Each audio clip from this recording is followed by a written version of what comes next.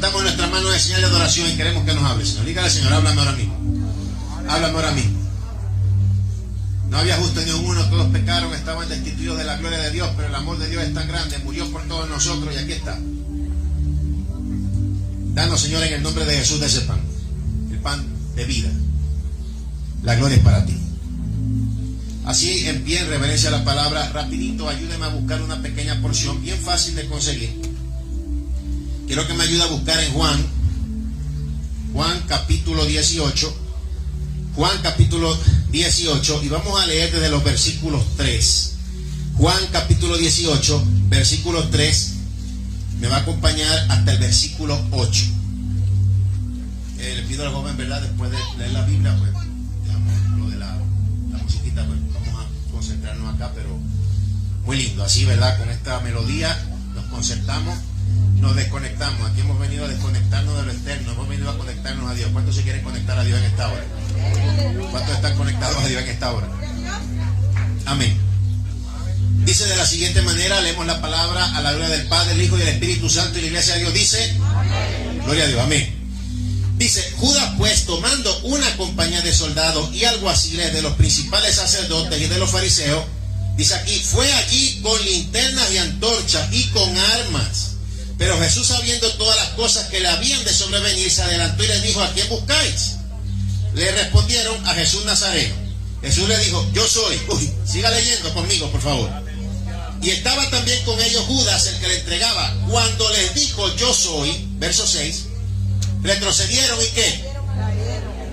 Cayeron a tierra. Volvió pues a preguntarles, ¿a quién buscáis? Y ellos dijeron, a Jesús Nazareno.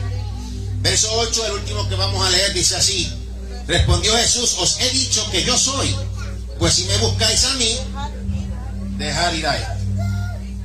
Siéntese ahí donde usted está. Vamos, ¿verdad?, a hablar bien claro aquí en la palabra del Señor. Y ya les habíamos dicho el título, este título el Señor nos lo dio para todos los que iban a venir acá.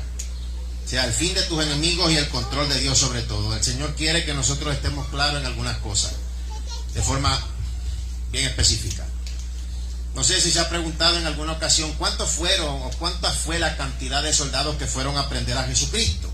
Bueno, se dice en la Biblia una cohorte. Cohorte. ¿Qué es lo que significa eso? Bueno, una cohorte consistía en aproximadamente 600 soldados que fueron a arrestar a nuestro Señor Jesucristo. Lo impresionante es aquí cuando vemos que lo van a arrestar, podemos analizar lo que pasó antes y lo que viene a pasar después. Apenas con decir yo soy, todo ese montón de soldados cayeron, todo. O sea, el Señor quería que nosotros viéramos que Él estaba en el pleno control de todo lo que tenía que ver con su pasión. Pero ¿qué era lo que pasaba mientras iba transcurriendo todo? Él tuvo su lucha estando en un cuerpo humano, siendo todo Dios. ¿Verdad? Dedicó a orar continuamente antes de ser entregado en el jardín del Getsemaní. Esto es muy lógico porque nuestro Señor Jesucristo viene a hacer el papel de un segundo Adán. Por el primer Adán perdimos. ¿Dónde perdimos? En un jardín. Ahora el Señor Jesucristo nos viene a traer a otro jardín que viene a ser el Getsemaní, donde comienza progresivamente derramando su sangre por todos nosotros. Dice la palabra que las presiones emotivas eran tan fuertes, su sudor eran como gotas de sangre que caían sobre la tierra. Hoy día la ciencia médica ha encontrado un nombre para esto, a lo cual llama hematidrosis, que es un fenómeno justamente cuando las emociones o las presiones emotivas son tan fuertes que el sudor se vuelve como gotas de sangre, lo que pasó con el Señor Jesucristo. Cada ofrenda de sangre, todo lo que Jesucristo pasó, todo lo que Jesucristo padeció, Él estaba en pleno uso de sus facultades mentales y en pleno control, y estaba, ¿verdad?, más de claro, y o sea, todo lo que dio lo iba a dar a la perfección porque era necesario. Entonces ahí en un jardín, traer al lugar original, eso es lo que significa redención. Ahí es donde progresivamente todo comenzó, todo se comenzó a dar. Dice en la palabra que Él continuamente le pedía a sus discípulos que oraran. Y estos discípulos me recordaban a mí cuando yo era adolescente, que mi mamá me llevaba a los cultos de intercesión, que se daban en las casas, en los hogares, y eso era desde tempranito. Y que estaba siempre cabeceando, siempre durmiendo. Entonces, pero mire después, claro, en la historia vemos otra cosa con los apóstoles. Ya hoy en día yo no me cabeceo ni me duermo, si estoy uno cansado. Pero eso no es que si uno va a orar uno va a estar cabeceando y durmiendo, uno ora. Por eso es que cuando la palabra se siembra siempre da su fruto. Jesucristo pidió al menos una hora para que oraran y siempre estaban dormidos. Entonces, como todo el mundo estaba dormido, pues ¿qué fue lo que pasó? Se apareció un ángel que lo fortalecía, dice la palabra. O sea, el ángel lo fortalecía, un ángel fortaleció al Señor Jesucristo. Y cuando vinieron, ¿verdad?, a entregarlo, sorprendentemente el que lo venía a entregar no fue el Pedro impulsivo, sino que fue el que besaba en la cara. Fue el que se movía por motivaciones contrarias para una supuesta sana doctrina. Bueno, si tú ves cuando ungen a Jesucristo para la sepultura con un perfume caro, él empezaba a decir que ese dinero, Judas, que ese dinero se debía de dar a los pobres. Sin embargo, la Biblia aclara que él no le interesaban los pobres. Él quería ese dinero porque era ladrón. De hace rato se la pasaba robando de las ofrendas al Señor Jesucristo. Robaba de la bolsa. Eso es lo que significa. Entonces, el traidor no fue el impulsivo. El traidor fue el que besaba en la cara. Alábalo ahora. Hay que estar bien atento en todas las cosas que el Señor nos dice, o en todas las cosas, ¿verdad?, que la Biblia nos menciona. Dice aquí en la palabra, mire, el Señor Jesucristo, ya cuando vemos en el caso de la Biblia, que saca la espada, digámoslo así, saca la espada, hiere en la oreja al siervo del sumo sacerdote Caifás, que se llamaba Malco. Obviamente, si lo hería en la oreja, Pedro no estaba apuntando a la oreja, estaba apuntando lo más probable a la mera cabeza, porque le tiró a matar. Lo que seguro pasó, que la Biblia no especifica, porque la Biblia no te va a decir, mira, hermanito que me lee, se movía acá, se movía allá, Judas se raspó la cabeza, el otro se sorprendió. La Biblia no va a decir todo. Pero obviamente lo que hizo Malco es que se movía al lado y le volaron la oreja, porque por poco le vuelan la cabeza. Entonces, ante la impulsibilidad de todo lo que pasó ahí, vino Jesús y sanó la oreja de este hombre. Mi hermano, aquí vemos claramente que el Señor Jesucristo protegió a los suyos, aunque los suyos estaban durmiendo. ¿Por qué dice dejad ir a esto? O sea, el rol de sacrificarse era el de él. Si no hubiera sanado la oreja de este hombre, entonces Pedro también iba preso. Pero ¿cómo entonces ahora que la sanó? ¿Cuántos alaban al Señor en esta preciosa hora? 600 soldados para arrestar a Jesucristo. Mire, Jesucristo dijo claramente que él no necesitaba ayuda. No necesitó la ayuda de Pedro, no necesita la ayuda tuya, no necesita la ayuda mía, ni siquiera para operar en contra de aquellos que nos persiguen. Y se lo dijo, mira, yo pudiera orar, yo pudiera clamar y vinieran legiones de ángeles. Pero hay una ceguera espiritual tan fuerte, y eso lo vemos. O sea, ¿cómo es que apenas él dijo, yo soy, cuando vienes a buscarlo y todo el mundo se cayó?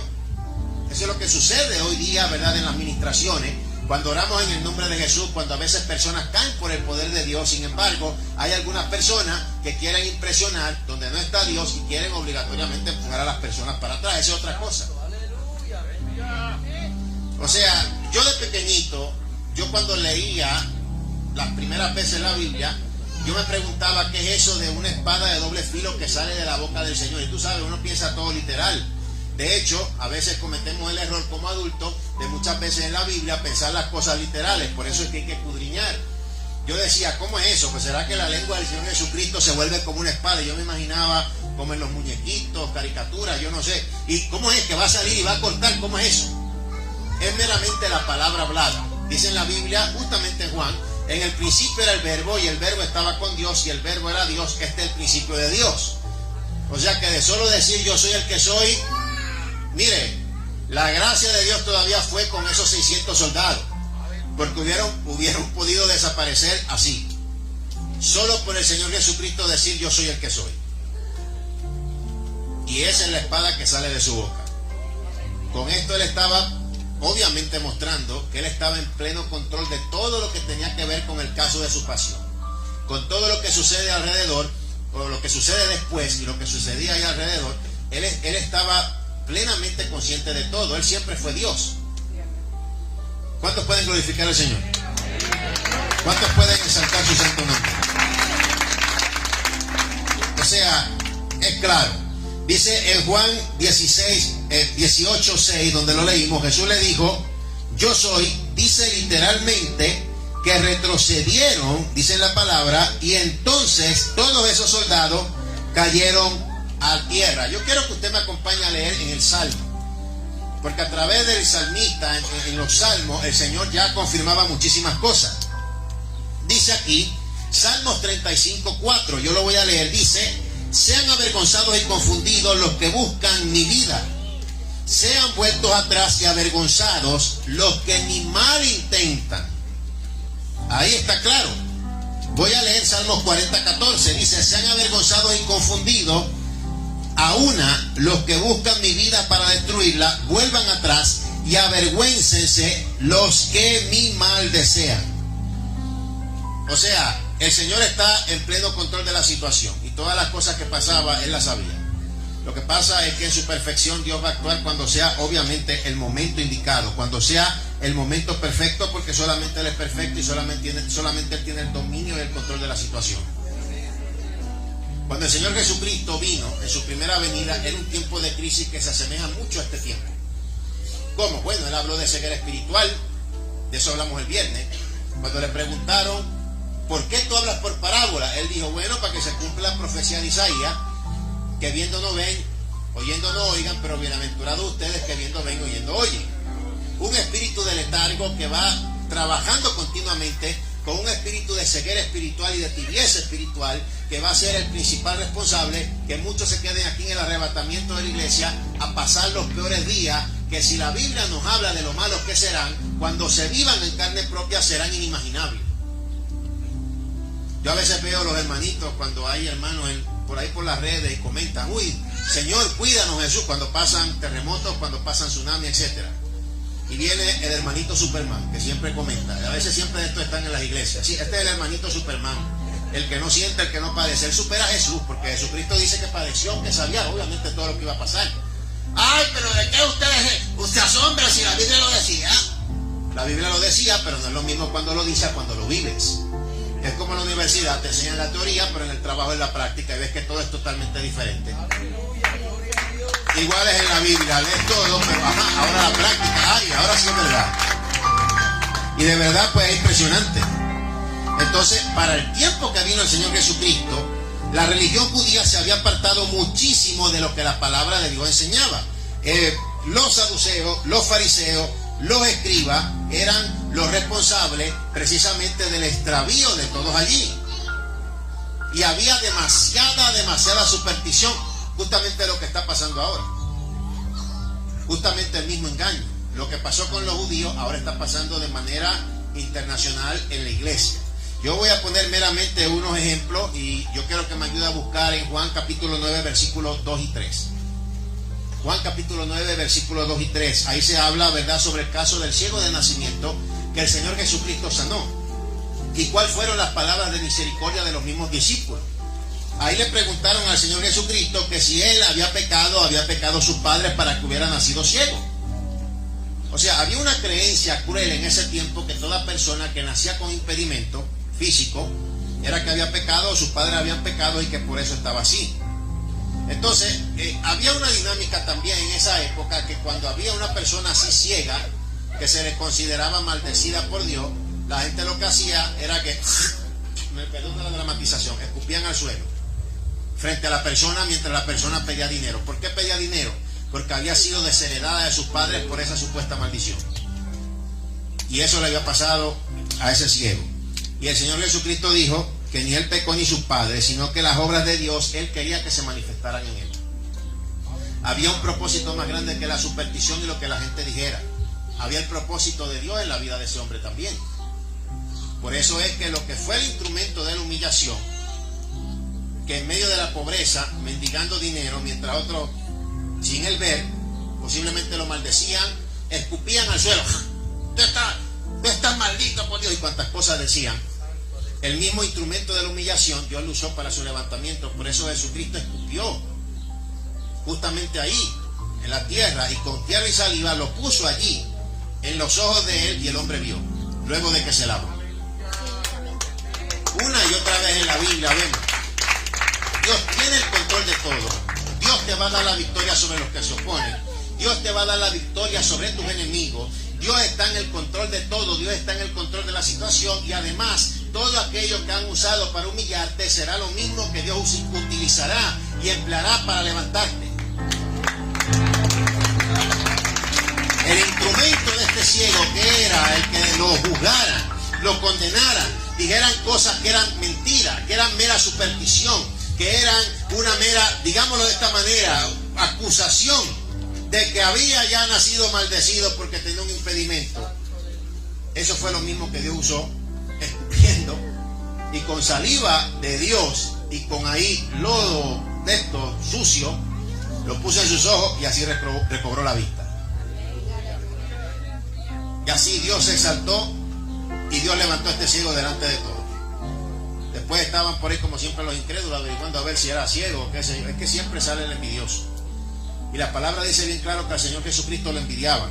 O sea que si envidiaban a nuestro Señor, ¿qué no será de ti? ¿Qué no será de mí? ¿Qué no será? Mi hermano, no, el discípulo no puede ser mayor que su Señor. ¿Cuántos pueden glorificar al Señor? ¿Por qué había tanta ceguera? ¿Por qué había tanta corrupción? Vamos a llegar al fondo de lo que las Escrituras dicen y vamos a compararlo en nuestro tiempo con lo que está pasando en muchas iglesias, con lo que está pasando en los corazones de muchos. Porque claramente si leen la Biblia, todo se va a revelar. Mi hermano, la Biblia es como un espejo espiritual que te va a decir sin censura dónde estás parado. Si realmente te estás perdiendo con una Biblia que solamente tienes debajo del sobaco, o si de verdad estás en un camino en el cual tu destino es el eterno con el Señor. La Biblia se va a encargar de sin censura corregirte, decirte, uy, pero hoy día cualquier cosa están con lloriqueo y quieren todo llorando, pero también haciendo las cosas mal. ¿Cómo se hace? No se puede. Mire, en la Biblia, si estudiamos un poquito verdad en el caso de la historia, los escribas le daban más peso a la tradición que a la Santa Escritura. Por ejemplo, una y otra vez acusaban a Jesucristo de violar la ley mosaica, argumentando efectuar curaciones milagrosas el sábado, ¿verdad? Que era un delito. ¿Y a quién sanaban ellos? Pero se venían a través de... ¿Qué era lo que decía el Señor Jesucristo? Bueno, Jesucristo lo que pasa es que no solamente operó el milagro.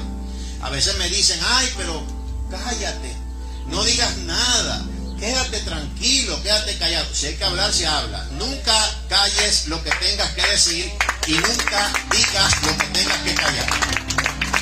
Te lo voy a decir, nunca calles lo que tengas que decir, pero nunca digas lo que tengas que callar. Eso prácticamente es lo que la Biblia nos dice. Eso fue lo que hizo Jesús.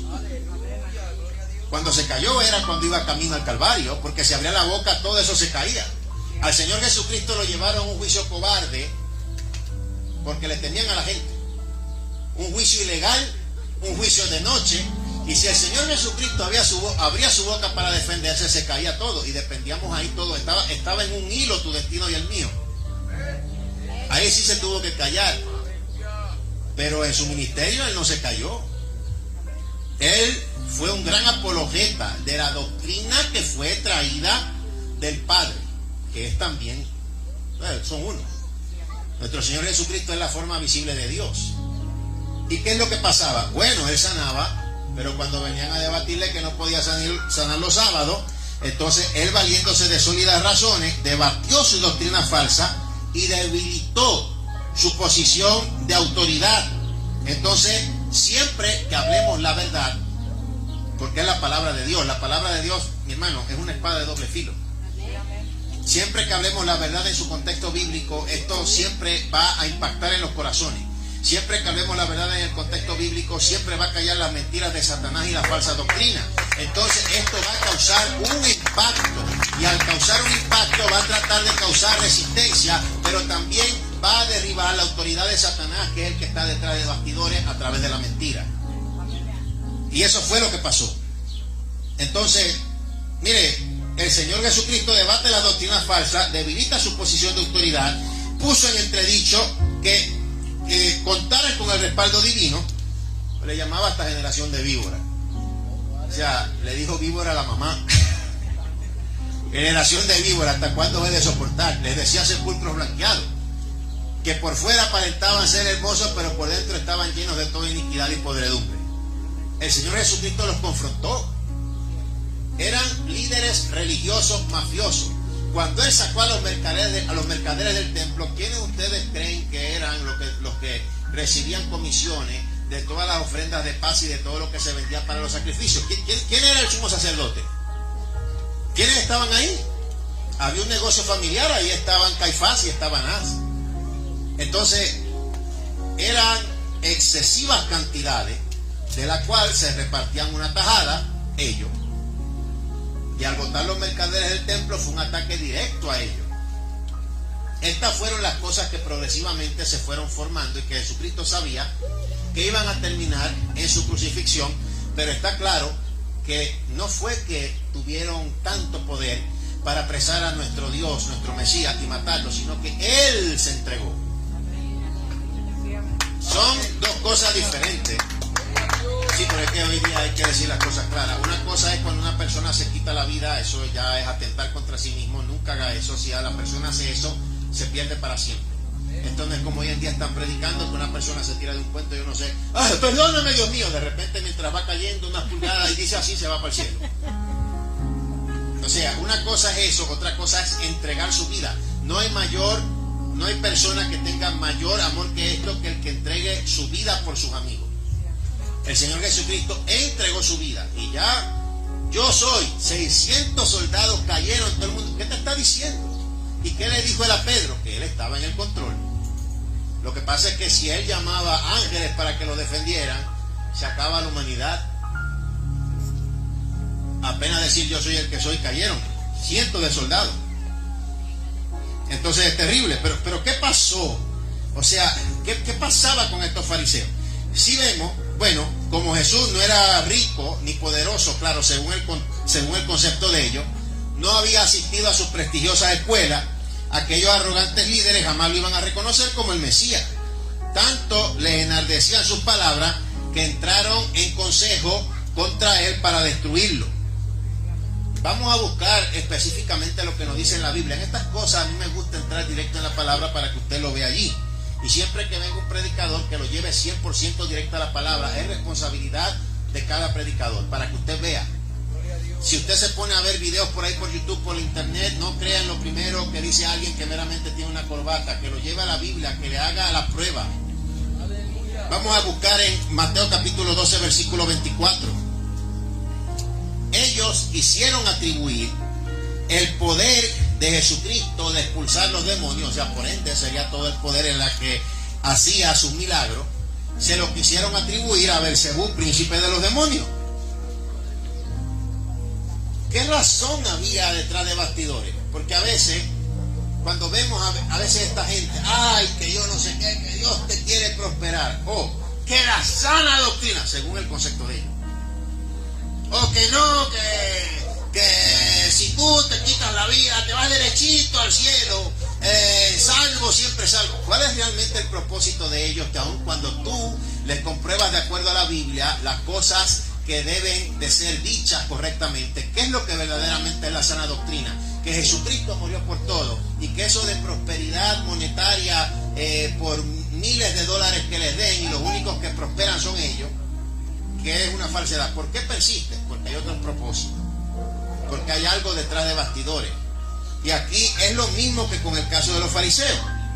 Mire, en el Evangelio de Juan nos habla bien específicamente, no solo cuando todos estos soldados cayeron ante Jesús, sino que hay muchas cosas que nos dice. Por lo menos nos dice que sobre esta reunión del Sanedrín, que fue motivada justamente por la resurrección de Lázaro de entre los muertos, por Jesús. Entonces, con tales señales, los saduceos y los fariseos vieron crecer su popularidad entre las masas. Ellos no se llevaban. Los fariseos y los saduceos siempre peleaban. Usted podrá ver después en el caso de la historia de Pablo, cómo Pablo se zafó de ellos justamente por algo que dijo que fue una controversia entre ellos de creencia. Sin embargo, pareciera ser que a veces estos enemigos se unen. Pero hoy vamos a decirlo todo, porque puede que se unan, aunque tengan diferencia, pero así como se unen, después todos son destruidos. ¿Cuántos lo saben? ¿Cuántos lo creen? Yo voy a leer aquí. ir dándole las citas bíblicas, las pueden ir apartando. Mire, la manera en la que yo crecí espiritualmente en el conocimiento bíblico es que, mira, siempre que mi mamá a la iglesia invitaba a un predicador, siempre notaba los textos, siempre buscaba más, me metía en oración, siempre Dios revelaba más. Cuando estaba en el ministerio con mi abuelo Gille, predicadores invitados, mi abuelo, mi mamá, siempre anotaba y siempre meditaba en eso, leía, y Dios siempre revela más. Y comprobaba, ahí lo dice, ellos mismos me lo decían, tienes que comprobar que aquí te lo estoy diciendo. Juan 11, 45 al 43. Mire, aquí se nos dice sobre esta razón de plano, por qué estos religiosos se niegan a conocer a Jesucristo como el Mesías. Dice en la Biblia, ¿qué hemos de hacer? Dijeron, porque este hombre ejecuta muchas señales. Si lo dejamos así, todos pondrán la fe en él y los romanos vendrán y nos quitarán ¿qué? Nuestro lugar, así como nuestra nación. Entonces, ¿cuál era el miedo? Tenían miedo de perder el poder. Entonces, a veces eso es lo que está en el corazón de muchos. ¿Y qué era lo que estaba en el corazón de los otros?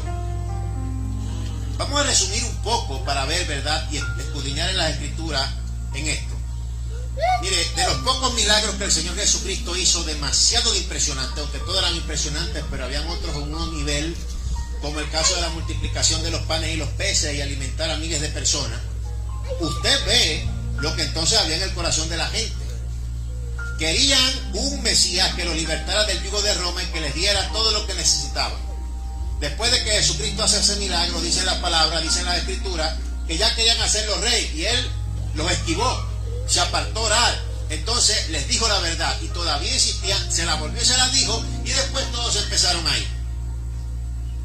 Quedaron los 12 principales y quizás 2 o 3 discípulos por ahí adicionales, la Biblia no especifica, porque además de los 12 principales por los cuales dice la Biblia que Jesucristo oró al Padre, el Señor Jesucristo tuvo más discípulos. De hecho, revolucionó su época porque también tenía discípulas.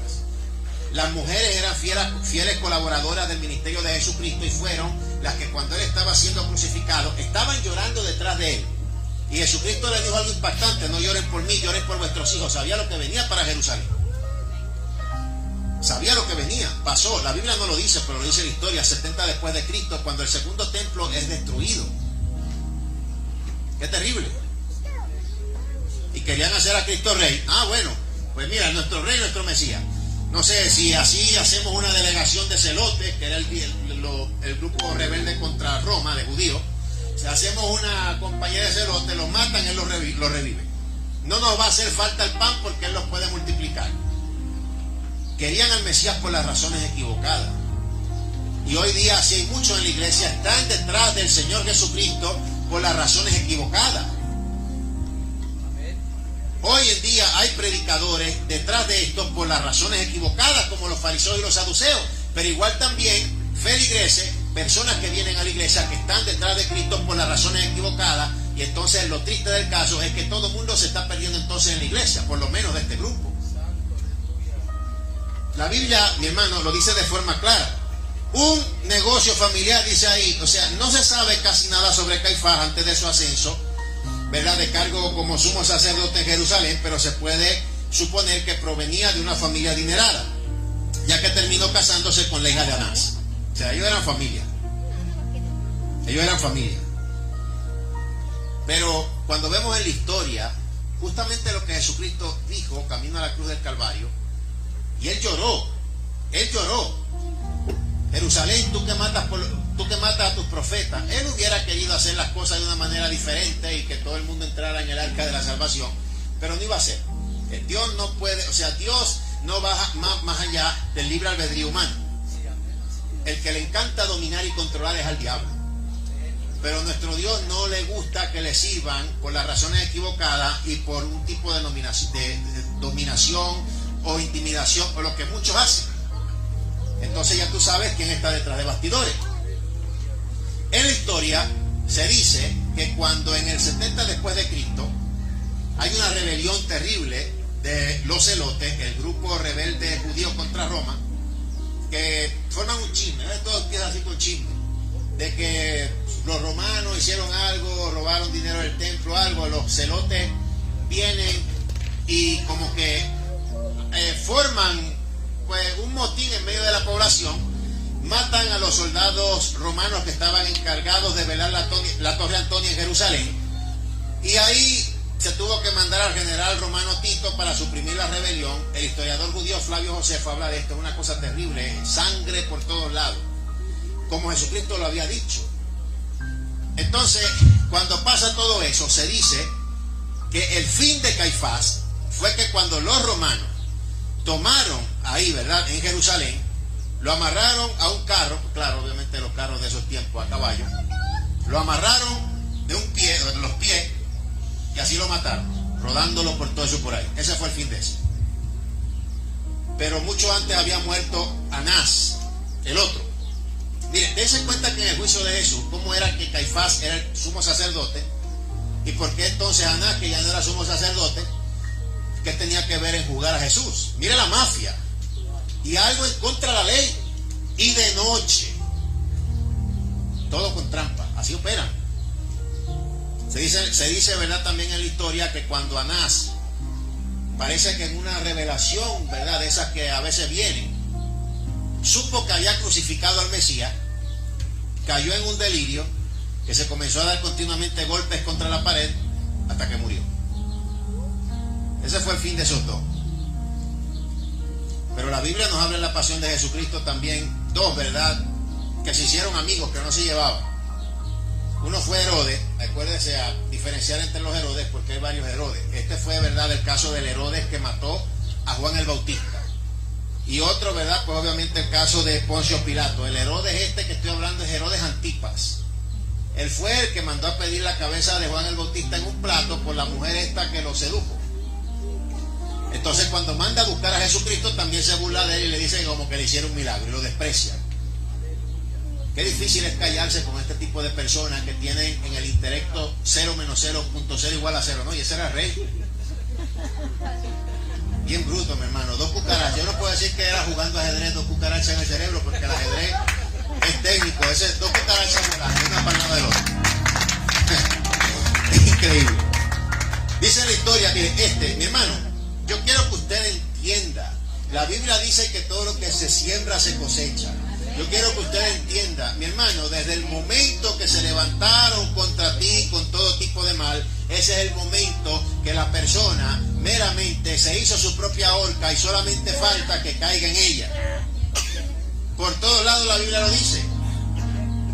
Y este Herodes acabó siendo desterrado por el caso de Gallo Calígula. En el caso de la historia, ¿verdad?, de Roma, la historia dice que pudo haber sido desterrado a Hispania, que eso era antes como se le decía a España. Nuestro idioma no existía para ese momento, se hablaba el latín. El español viene del latín vulgar, el latín que hablaba comúnmente el vulgo. El latín se hablaba en el tiempo de Jesús. Se hablaba el latín, se hablaba el griego helenístico, se hablaba el hebreo, que era el idioma del templo, y el idioma arameo era el comúnmente hablado entre judíos. Por eso en los mismos evangelios te dice que el letrero en la cruz de Jesucristo estaba escrito en varios idiomas. El problema fue cuando decía las iniciales mismas de Dios en el hebreo. Jesús Nazareno, rey de los judíos, pero en el hebreo estaba diciendo que ese era Dios. Por eso los fariseos se escandalizaron. Era Dios. Y el fin de este Herodes Antipas es que fue desterrado, algunos dicen Hispania, otros dicen que más tarde murió allí, no está claro. Pudo haber sido desterrado también a Galia, pero la cosa es que perdió su posición. Fue destituido por Roma. El que estaba al cargo de todo en ese tiempo era Roma. La Biblia nos habla que cuando Jesucristo, ¿verdad?, estaba en esto de su pasión, la esposa de Poncio Pilato inclusivemente hasta comenzó a tener pesadillas. No dice la Biblia específicamente qué era lo que esta mujer empezaba ahí a soñar o cuáles fueron los sueños, pero ella le advertía a este hombre que tuviera, pues, obviamente cuidado con las decisiones. Según los evangelios, Poncio Pilato fue el juez del proceso de condena de Jesús. Dice la Biblia también que por todos los medios intentó liberarlo porque lo creía inocente, pero ante la presión de los judíos que prefirieron soltar, como todos saben, al delincuente Barrabás, en vez de a Jesús, el prefecto cedió a las peticiones de una muerte, pues obviamente en la cruz. Ahora, cabe destacar que se hace, pues obviamente, este acto simbólico de lavarse las manos para que la culpa de su muerte cayera sobre los judíos. Yo creo que varias veces hemos leído sobre esto y la Biblia lo menciona. Entonces, un pueblo, mi hermano, imagínate, que ha cargado con tantos años con la muerte del Hijo de Dios. De hecho, en los pensamientos antisemitas se le dice a los judíos los asesinos de Cristo. Entonces, terrible. ¿Cuántos pueden exaltar a Dios en esta hora?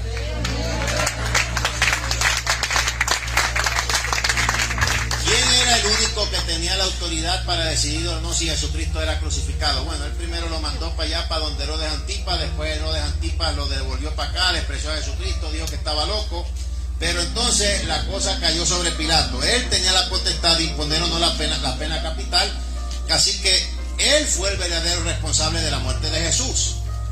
Se dio ante las presiones.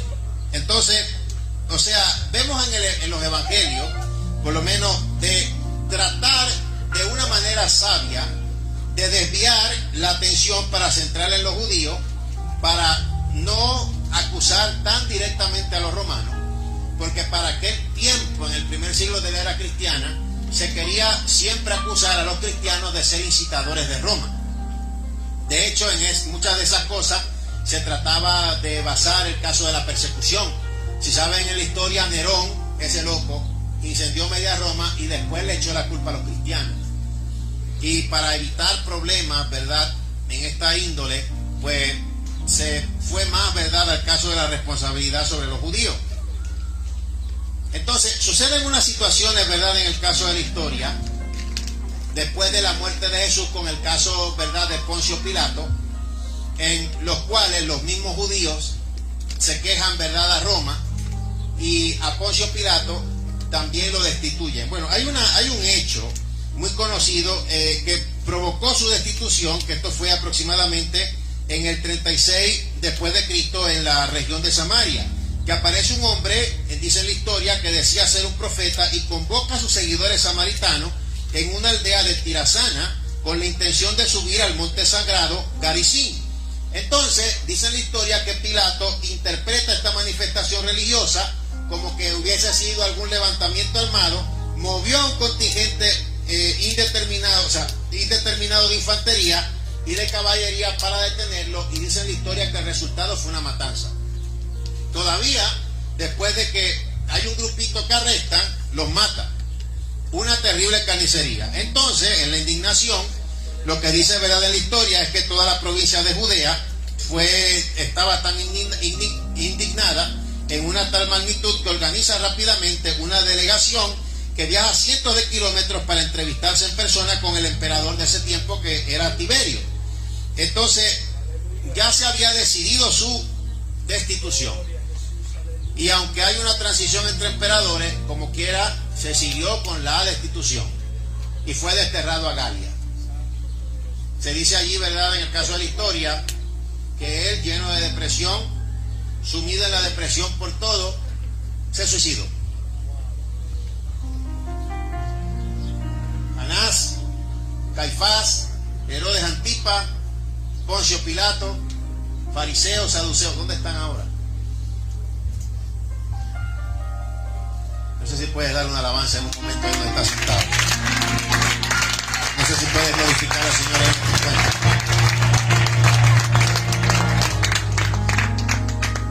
Desde su crucifixión, desde siempre el Señor Jesucristo ha mostrado que está en el control de la situación, que nadie puede nada por encima de Él. Por eso, cuando vienen estas situaciones adversas a tu vida, a nuestra vida, se le llaman como pruebas, porque estas pruebas nos ayudan a moldear el carácter. Y pica, pero el Señor nos va, ¿verdad?, formando. Ahí precisamente yo veía una confirmación de este mensaje. El hermano que nos traía tenía a mi abuelo ahí. Bueno, me extrañaba escuchar siempre la hora. Tenía a mi abuelo en un mensaje justamente sobre el caso del ayuno. Hablaba precisamente de pelear con las armas de nuestra milicia, que no son carnales sino poderosas en Dios para la destrucción de fortaleza. Que no podemos responder ni llenarnos de odio, porque entonces la maldad que otro tiene en su corazón, por la cual está pues obviamente siendo un instrumento del diablo, se te viene a ti. Entonces decía, pobrecito, mejor orar por él porque están siendo instrumentos del diablo y no se dan cuenta. El diablo los está usando como títeres. Y hay que disparar directamente a él, directamente a Satanás, directamente al enemigo de las almas, directamente al diablo. Él es el que se trata de esconder, por eso es cobarde, se sabe cómo esconder y a veces hasta se esconde como ángel de luz. Él es el que está detrás de todos los ataques, él está detrás de todas las aflicciones, él está detrás de todos los sentires contrarios. Así que uno no puede dañarse. Yo me recuerdo, estábamos hablando hace poco sobre el caso de la secta, que había un hermano, yo no sabía que él me había comentado que yo voy a entrevistar para esta semana, lo vamos a poner en nuestras redes, en YouTube y Facebook. Me comentó, yo fui tal persona, me dijo, mira, él me decía, yo debo de orar para que le caiga juicio a esa persona. Yo, no, hay que orar para que Dios tenga misericordia de él, y hay que orar para que Dios rompa las cadenas, pero obviamente se advierte, son dos cosas diferentes. Si hay una secta, si hay una religión, si hay una falsa doctrina, obviamente se advierte, tú no puedes callar, tienes que decirlo, pero la otra cosa es el destino espiritual de la conclusión de lo que va a ser de una determinada persona. Eso de orar para que, esas cosas justamente las empezaron a enseñar los apostólogos de la prosperidad, echando maldición sobre sus enemigos. No se puede usted, mi hermano, dañar el corazón. No lo odie, tenga misericordia, pida a Dios para que el diablo no se lo lleve, porque si el diablo se lo lleva, habrá ganado. Y el diablo, en base a la debilidad de cada cual, es que él tira la cizaña, para que entonces justamente los de tu entorno te sean de tropiezo. Bueno, él no se va a buscar a alguien de África si vives aquí en Las Vegas. Es ilógico, ¿a quién se va a buscar el diablo para tentarte? ¿A alguien que vive por allá por Corea? ¿Por dónde? Por allá lejos, por allá por Oceanía, por Israel. Entonces, los de tu entorno, en la iglesia, en la casa, en la familia. Por eso hay que estar firme, por eso hay que estar siempre pendiente. La Biblia dice, y yo, bueno, nuevamente les recuerdo lo que hemos venido predicando en esta campaña: no podemos ignorar las maquinaciones de Satanás. Y hoy día en las mismas iglesias están como que diciendo que de estas cosas hay que callarse, no se puede callar. Pues entonces yo no sé qué Biblia tú lees.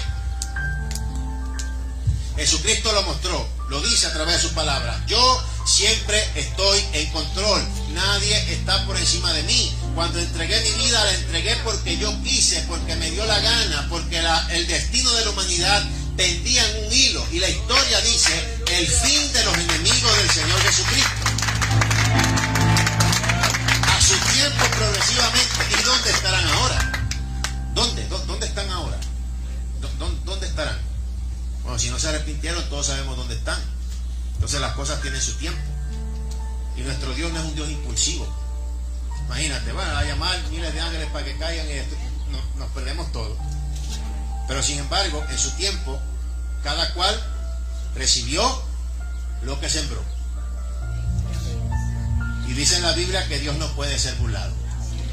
Y lo que el hombre sembrar, esto segará. Y mucho cuidado, yo voy a terminar aquí, pero se los digo nuevamente desde el comienzo del mensaje, yo voy a cerrar aquí, se los digo. Mucho cuidado. El impulsivo Pedro no fue el traidor. El traidor fue Judas, con besito y con una falsa muestra de sana doctrina o de cristianismo. No, ¿para qué echa? Mire, y siendo piedra de tropiezo, piedra de tropiezo. ¿Para qué echa ese perfume tan caro? Toda la casa está ¿a qué perfume? ¿Para qué echan ese perfume? ¿Para qué María echó ese perfume ahí? Que lo enjugó ahí en los pies del Maestro Jesucristo. Dios, déjala, que ella me ha preparado para la sepultura. Un propósito de Dios. No, pero eso se le debió de haber dado a los pobres. A mí me viene a la cabeza a los que siempre dicen que no se debe diezmar y ofrendar, que se le debe dar a los pobres. Mi hermano, si tú no diezmas y ofrendas, tú no le das a los pobres, no seas mentiroso. Si tú no le das a la iglesia, tú tampoco le vas a dar a los pobres. Mira, mi hermano, yo te digo, yo no me como esos cuentos de vieja, porque lo que pasa es que yo he visto mucho. Y además, mi hermano, la Biblia también es clara. Que hay que dar a los pobres, se les da, pero también, mío, tienes que ayudar a la obra de Dios.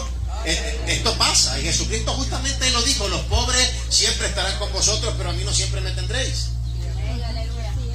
Qué terrible. Y después, no, eso a los pobres. Y la Biblia te dice hasta las motivaciones. Juan, ahí, inspirado por el Espíritu Santo, no lo dijo porque le interesaran los pobres.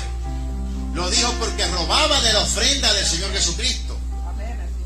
Así se enmascaran, así se esconden. ¿Cuáles son las verdaderas motivaciones? ¿Qué es lo que verdaderamente hay en el corazón de la persona? Dios está en control. Y también todas las cosas que el enemigo pueda levantar van a surgir, depende de tu decisión, para que entonces Dios te honre. El Señor no se lleva por superstición. No se llevó por la superstición que le decían al cielo, ese pecó sus padres. No, ninguno de ellos pecó. Yo vine aquí a sanarlo, yo vine aquí a restaurarlo. La gloria de Dios se va a manifestar a través de él. Ahora analicemos de acuerdo al tiempo de Jesús y de acuerdo a nuestros tiempos. ¿Estamos acaso viviendo algo semejante? ¿Estamos acaso viviendo algo? La iglesia ¿está acaso el enemigo usando las mismas tácticas que usó contra los judíos? Yo veo claramente que sí. Y así como en la primera venida los judíos no pudieron reconocer a Jesucristo como Mesías, cerca de un arrebatamiento que va a anteceder a una segunda venida visible, el enemigo está engañando dentro de la iglesia para que la iglesia se quede a pasar los peores días, donde ahí sí de verdad que, mi hermano, poder prevalecer y permanecer firme te va a costar la vida. Hoy día no te cuesta. Y va a ser un gran reto. O Cristo o la vida. O niegas a Jesús, te pierdes para siempre, o vives lo que quede de añitos ahí con el anticristo. Porque el futuro no será este nuevo orden mundial del anticristo. La Biblia habla de 1 milenio, 1000 años que Cristo vendrá a gobernar la tierra. Voy a comparar 7 años con 1000. 7 años y con días cortados. Hoy día se siente, ¿verdad?, la presión. ¿Se siente o no se siente? A veces, la opresión, la hemos sentido cuando oramos, cuando clamamos, cuando ayunamos, cuando el enemigo siempre se resiste porque él no va a querer dejar así porque si el kiosco. Entonces, ¿qué será en aquellos días? Donde la iglesia no estará. Y el Espíritu Santo se habrá hecho hacia un lado. ¿Cuáles son los días que esperan aquí sobre la faz de la tierra? Ya la iglesia se habrá ido. La palabra iglesia, después de las 7 iglesias de la provincia de Asia Menor, que habla el apóstol Juan como el tipo de iglesia que se iba a levantar en toda la historia de la iglesia, después de eso la palabra iglesia no se menciona. La iglesia se habrá ido. Inclusive hasta los que mueran no se les llama iglesia, se les llama multitudes. Entonces hay que aprovechar mientras el día dura. Hay que llenarse y fortalecerse con el poder de la fuerza del Señor. Y es que a veces la cosa no es tan fácil, porque podemos identificar las artimañas del enemigo, pero como quiera pica. Como quiera la identifica, pero esto no quiere decir que la oposición inmediatamente va a acabar. O sea, quiere decir entonces que hay que pasar por ese proceso, seguir, orar, insistir.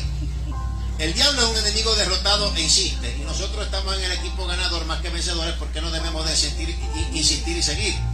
Su técnica de desánimo le ha funcionado, por eso siempre la usa. Son las mismas técnicas las que le han funcionado. Cuando logramos entender las maquinaciones del enemigo, inmediatamente, mi hermano, vamos a saber de dónde viene la bala.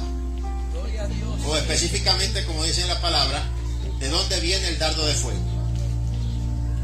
Hay que estar atento. En su pasión, Jesucristo le dijo, oren, dormido ahí. Y uno, después cuando vinieron a arrestar a Jesucristo, hasta desnudo se fue. El otro se fue, Pedro, detrás, negó a Cristo 3 veces. Eso es lo que pasa cuando no se ora. Se cae en la tentación del diablo. ¿Y qué es lo que viene después? ¿Cuáles son los efectos? Pues el diablo después te acusa. ¿Qué fue lo que pasó después de la resurrección de Jesús?